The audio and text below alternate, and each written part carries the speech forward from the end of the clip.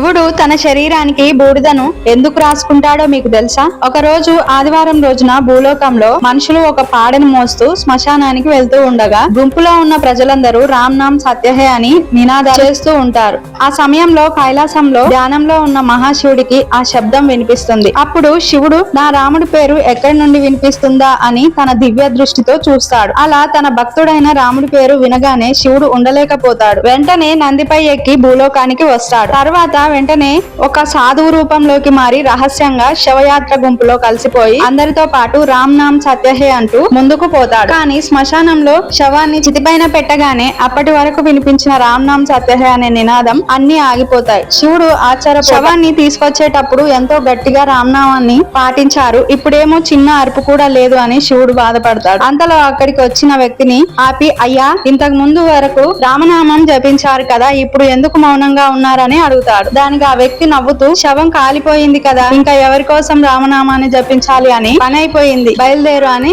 అంటారు. శవం కాలిపోయాక అందరూ ఇంటికి వెళ్లిపోతారు. కానీ శివుడు మాత్రం శ్మశానంలో ఒంటరిగా ఉండిపోయి కాలిపోతున్న ఆ చితిబూడిదను చూస్తూ, ఈ శవం వల్లే కదా నేను ఇక్కడి వరకు వచ్చాను, దీని వల్లే కదా నా రాముడి పేరు వినిపించింది. చితి నుండి కాలిన బూడిద చాలా పవిత్రమైనది, ఆ భస్మాన్ని శరీరానికి రాసుకుంటాడు. ఆ రోజు నుంచి శివుడు నిరంతరం భస్మాన్ని రాసుకోవటం మొదలు పెట్టాడు. ఫ్రెండ్స్, వీడియో నచ్చితే లైక్ చేసి సబ్స్క్రైబ్ చేసుకోండి. ఓం నమః శివాయ అని కామెంట్ చేయండి.